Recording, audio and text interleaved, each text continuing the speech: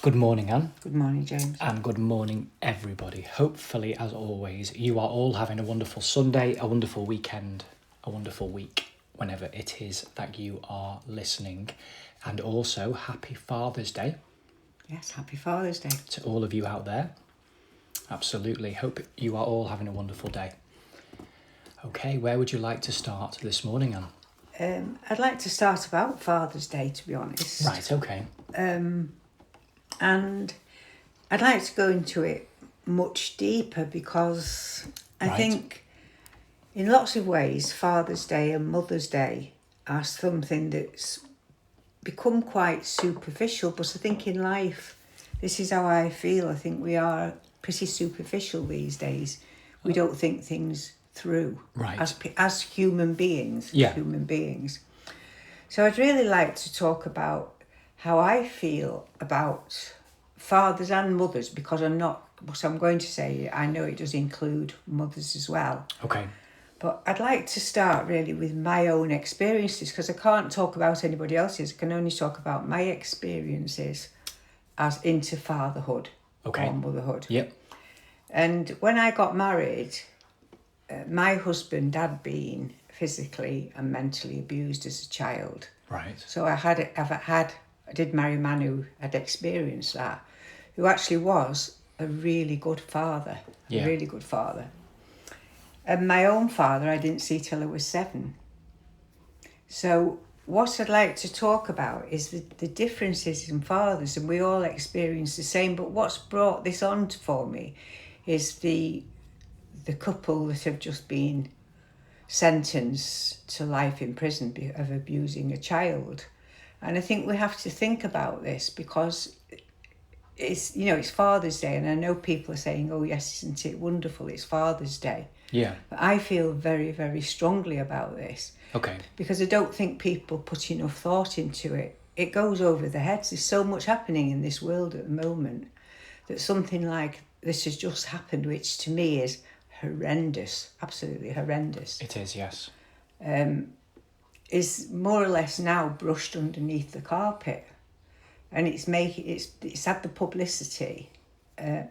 So what I'd like to talk about is my experience of fathers, really. Okay. In many ways. So I have the experience of my husband, which I'm not going to talk about because that's his family and how it affected all of them. But I only know how it affected him. Right. And when I had my first daughter, I can remember he came in and didn't even look at me. Right. He went straight to the crib in the hospital and looked at her and said, oh, isn't she wonderful? Yeah. And that's never gone away. Yeah. Because for me, and some women may say, well, that's wrong. He should have come to me first. But he didn't. He just absolutely was beside himself because he had something to love. Yeah. So I understood that. Yeah. But while I was in hospital with my second child, and my second child was born with a hair lip and cleft palate, and I wasn't coping with it very well because I obviously had other complications after the birth because of the way she was born. And when he came in, I said, what are people going to think? She looked horrendous. And he said, I don't care because I love her. Oh. Then there's nothing else after that in my life that he could do that would affect me. Yeah. Because obviously she's my child. Yeah. And he reacted better than I did. But while I was in hospital, I think I'm going to read something now that I think it's about a father, a mother, a grandfather all together. So after I had Jill, I was in hospital and my mother was looking after Julie and my husband was staying with them while I was in hospital because he was decorating the house. And this letter just says everything. Dear Anne, it seems ages since I last saw you. I have missed you so much, but fortunately, Julie has been a real comfort to me. She is dashing about the shop after Rob, that's the dog, at the moment. Your dad hid a handkerchief in the shop this morning and told Rob to bring it back. to Julie. She has been haunting him ever since with a hanky saying, "Do it again, Dad, do it again." Because obviously she was calling my dad Dad. Yeah. She seems to know she has to be good. She's been a little angel. But I must tell you about Jim. This is my husband. I asked him to tell you. I think you have got a wonderful husband. I really do. Since this trouble, he has shown most men up. Nothing is too much trouble for him to do for his little girl. He won't let me put her to bed. He takes her every night and gets her ready and carries her down in the morning with her potty. If I hadn't known before, I do now. He loves you an awful lot. If you are miserable, he is too. And if you are happy, so is he. He's a good lad. He has worked hard. I told him this morning not to let you see him until he'd finished your bedroom.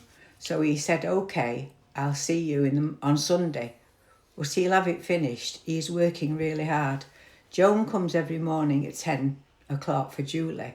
She has been good. I don't know what I'd have done without her. Everyone in the shop asked me to send you their best wishes. If I put them all together, all the messages would reach to the hospital. One nice thing 2 people have told me, your baby is lucky. She has got a wonderful mother. Mrs. Cordingley said babies like ours only go to good homes, where God knows they will be taken care of. Julie just told me she is drunk. If you ask her who is having a baby, she always says Mummy. I think Joan must have told her. Jim said you would send a list of groceries you need. Let me know if there is anything else you need. It will soon be weekend and I will be glad to have you home. Please eat. I take great care of yourself for your loving mother.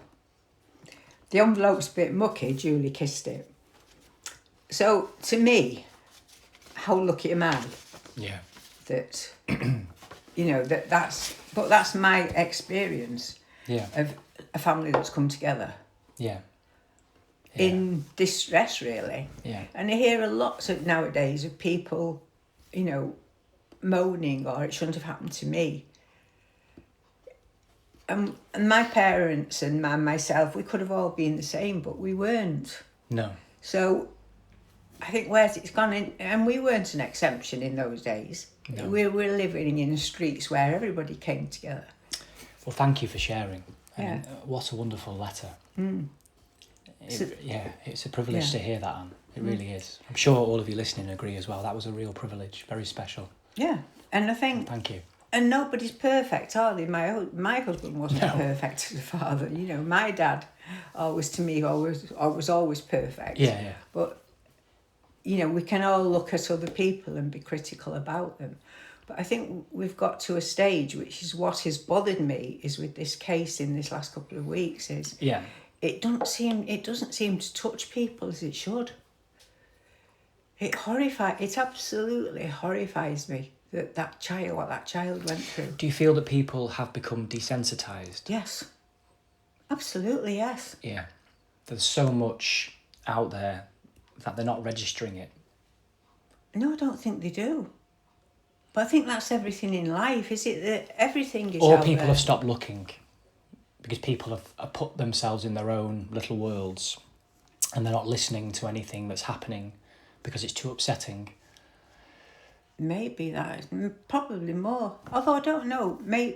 It might be that people are now working from home, lots of people. Yeah. I know that people do go out. But I hear many, many people say, I don't listen, I don't watch the news. Yeah. I don't read newspapers. So is it that because they're saying this and doing this, that they've become more desensitised because they're not hearing it? Or is it because there's too much? It confuses me, to be honest. It's hard. It's hard to face. But the only way it will change is if we face it together. And that's a hard truth to face in and of itself, but it's true. And especially today, and today is Father's Day, and you know, and I do hope, and I really hope all fathers have a lovely day with their children. But I would like those who are having a wonderful day with their children to recognise that there's children all over this world at the moment who are being abused. What I cannot comprehend is the whole world stopped and everybody agreed to it. Not in a sense literally agreed to it. Lots of people rebelled against it, but generally speaking, everybody went along with it for a virus. And everybody worked to change the situation. Scientists did more work in a year than would take 10 years. Governments commissioned money. Programs were put together and everybody pulled together, so to speak. Yes. Why can't we do that for child trafficking? Why can't we do that for human trafficking? Why can't we do that for child abuse? Why can't we do that for many, many things in this world that need sorting out? Why can't we stop the world and sort it out? Because we did it for a virus, because people were going to die. Well, people are going to die. Children are going to die because of organised crime, Yes. paedophilia, all of these networks all over the world. Yet nobody is commanding that to stop. It makes no sense. No. No sense whatsoever. It's already been shown that the world can stop. And yes, it comes at a cost. But isn't that cost worth it if we once and for all stop this? Well and truly stop it. It makes no sense. No. It doesn't make sense to me. And, you know, and as you're talking, then you're saying, you know, we pulled together and at that time. But we've forgotten that as well, haven't we? We've forgotten then that, you know, for a few weeks, it was only a few weeks as well, people were walking out saying hello to each other. And mind you, it was like a holiday. I think that was the problem. I think most people took it like a holiday. Yeah, the first couple of months, yeah. But why, what you've just been talking about then makes me go cold, because the Epstein files. Yeah. Why has nobody been arrested in America at all? The files are there, the proof is there, yet all of that, nobody seems to be up in arms about it. It's are children collateral? I don't know. What are children to people? How do we view children in this day and age? I'm not sure. They should be guarded. They should be precious. They're the future. They're our future. We should have laughter in the streets again, shouldn't we? I don't see children playing out. As far as I'm concerned, children are the most precious aspect of our lives, and they are our future, and we are failing. We're failing the children of this earth because we're not protecting them, and we being the rest of humanity, we're not. Hundreds of millions of children every day are affected by war, famine, disease, abuse, cruelty. And that's in developed countries as well. It's not just in underdeveloped countries, it's the world over. It can happen in palaces as much as it can happen anywhere else. And we're not protecting children. And I'm not talking about it should be more social services. I'm talking about conscience, goodness, and speaking the truth. I agree. And stop looking away and stop being scared of what people will think. It's time people came together to stand together, both literally and metaphorically, to change our world, or at least make a stand to show we care. Or do you not care? And maybe that's a hard truth to face. Maybe people don't care, and we have to face that as well. Maybe everybody's gone too much into their own worlds. And I was talking to you earlier on about working from home. Because if you're working from home, do you become isolated? Are we becoming brain dead? I don't know. Sometimes I think so. Sometimes I look around and I think we are. Because do people have things to talk about? I know within the team of people we have, because we're organising events and we're doing things all the time, we do talk a lot with people. But if you don't go out socially and you're working from home, wonder what you can talk about. If all you're doing is working from home, then watching a programme on television, then going to bed. Is there any stimulus within people? Because you have to stimulate children, don't you? Yeah. And are children even being stimulated? We need to socialise as well. Human beings are social creatures. Yes. So is that what's gone? Is it even, cinemas now are not full, are they? You go to the cinema, there's only a few people in. I know there's about 10 films on, but they used to be full. Yes, everybody's staying at home. Yes. Because of the conveniences of modern life, television, streaming platforms. Do you think it is that, or do you think that the COVID actually made that happen? I'm not saying that somebody physically did that, I'm saying that's an effect. I definitely think it became more so after the pandemic and through the pandemic. I think it was already going that way. But I do think that period of time certainly moved it further towards that, of people being more isolated, people staying at home, a laziness of mind, really, an apathy set in. Not necessarily you all listening this morning, and not necessarily everybody out in the world, but a general feeling of apathy and a slowness and an acceptance of just being told what to do and doing it. So becoming much more subservient. Yes. Almost submitting. Yes. And that has had an effect on the human race, that it's cowered in the corner and it's just accepting liars and bullies and cheats and cruelty and wickedness. And that's the world leaders. Never mind your boss at work or your mother or your father or your abusive husband or your abusive family members. People are just cowering in the corner and accepting it. No. Lies only breed wickedness, and this world is wicked. Yes. And it's time goodness roared back, and it's time people stood up, and it's time people recognised that we are together, and together we are united, and in that united front we are strong, stronger than any wickedness. And if we can't do it for the children of earth, we will never do it for anything or anyone, because there's no higher cause than that.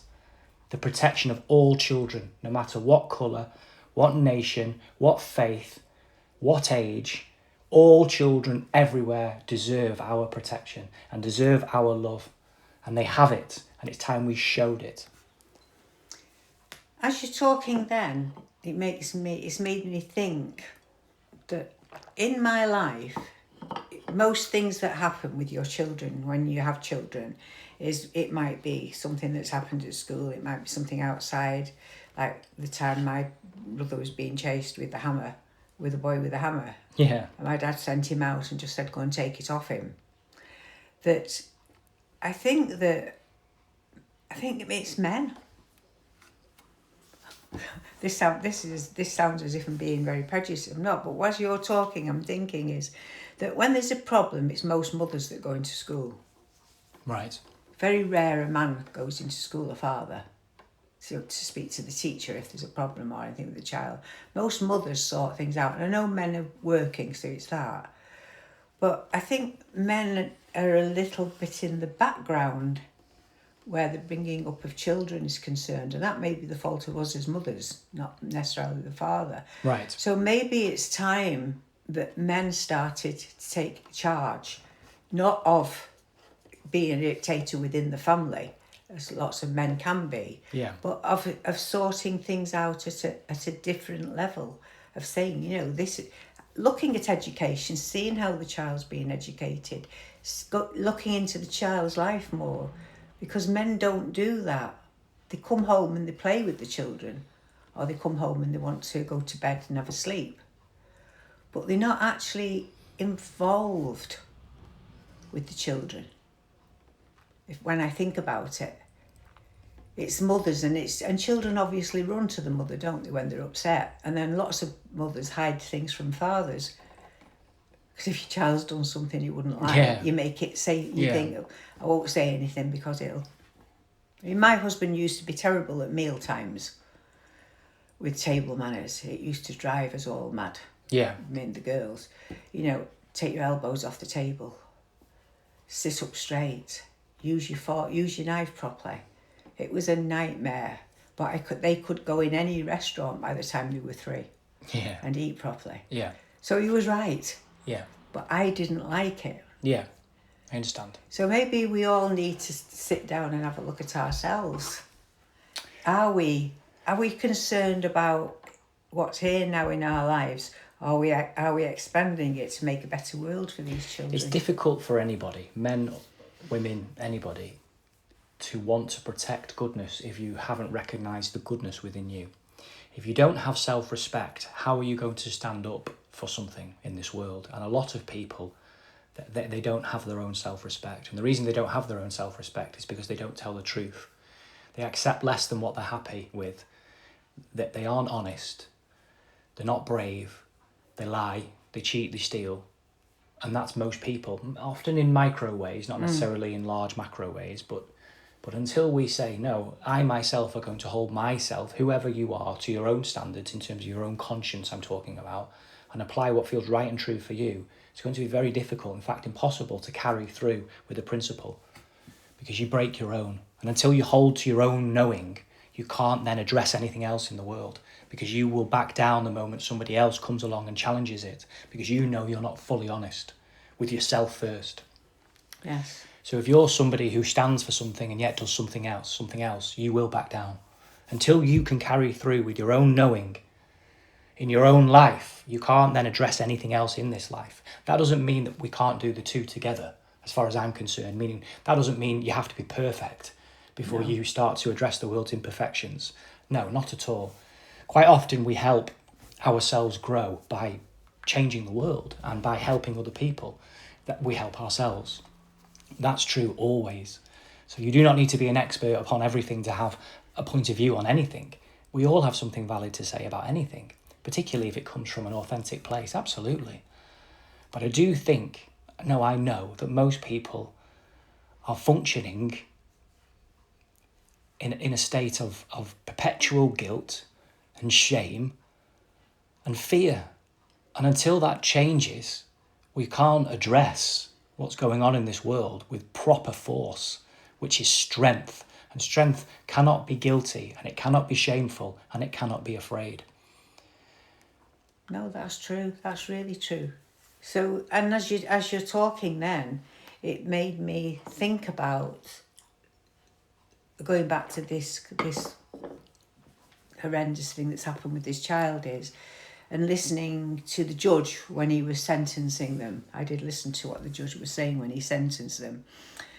And thinking then that they're trying to change our, what do you call it, jujural, what do you call it? I can't remember. Jujural. I think I know what you mean. The system, yeah. You know what I mean? Yeah. They're trying to change that and get rid of... Oh, right, they get rid of jury trials. The yeah. jury For certain trials, yes. Yeah. Well... Judiciary, that's the word. It's not easy to say that, is it? Yeah, judiciary. Yeah. And people are not even looking into that. Lots of people are, but I do think in the general population, most people aren't either aware of it or they don't feel that they can affect it in any way. I think there are people that are aware of it. Yes, but everybody who is aware of it should be together. Yeah. And saying no.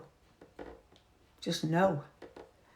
And there's things that have happened, even with the lady on the bus in America, who sat down on the bus. Can't remember what she was called, the black lady on... Oh, Rosa Parks. Rosa Parks, yeah. Yeah, Rosa Parks. Parks. This is back at the beginning of the civil rights movement in North America. Yes. She refused to give up her seat on the bus for a white man. Yes, that's right. And this was the catalyst for the civil rights movement, or at least one of the major catalysts for the civil rights movement. The bravery of one lady who made her stand. Yes. And everybody, I'm sure, will have had their own thoughts and feelings in the moment. And I imagine most people weren't very pleased with her on that bus. No. But what a courageous thing to do. Wasn't it? That shows an individual can change the course of history. That means you listening today can do something today to change the future of humanity. It's possible. But that is the future of humanity. Absolutely. So are we going to become human again? Well, I sincerely hope so. Otherwise, all of this, I wouldn't say it's for nothing, but it won't succeed. And all of you this morning, you will have examples in your life. And I'm sure, and I really hope, with your fathers and your grandfathers and your children, you have a wonderful day today. I know it's rather sombering. Sombering, is that? So, yeah, sober. sombering. Sombering, no, sober. Sombering is right. Sober's drink. Yeah. Sombering. I'm not sure, actually. You can let us know. Yes, it's quite on the nose, but I do think it's important because the call to responsibility is for all fathers and mothers. And I can't bring myself to look away, particularly when you brought it up this morning and you shared that heartfelt letter from your mother. It forces myself to face things, and as much as I want things to be light and breezy, sometimes it's not appropriate. Yeah, it's not appropriate. So it's time for us to take responsibility and recognise the power that we have inside of ourselves and the infinite power we have when we come together, because we really do, humanity, we do. And can I just say before we leave is that this letter was written on October the 18th, 1961. Wow. And I still carry that around with me. Wow. It's in my diary every day. And that's a handwritten letter. Yeah, I can see it. And how beautiful it is to have lovely that. handwriting. She has that. She did have beautiful handwriting. Beautiful handwriting, yes. Yeah. But that is something precious for me from her. So we're losing.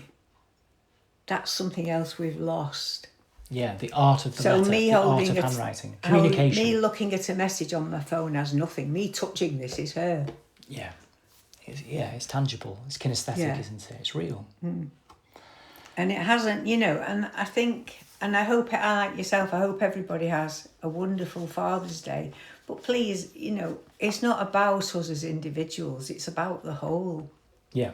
It's not, we have to start thinking about everybody else's children, not just our own children. It's important. It's vital. Yeah. Some children will have, and I wish all children would have a wonderful day today with the dads. Yeah. I remember mine climbing trees with him. Most of the photographs I've got of him is of him climbing trees or running and laughing with them. So I'm very fortunate to have that memory. And I hope that every child has that memory with the dads of laughing, running, laughing. Yeah. And also of them correcting them. Because you should also remember that if your dad says something, your dad means it.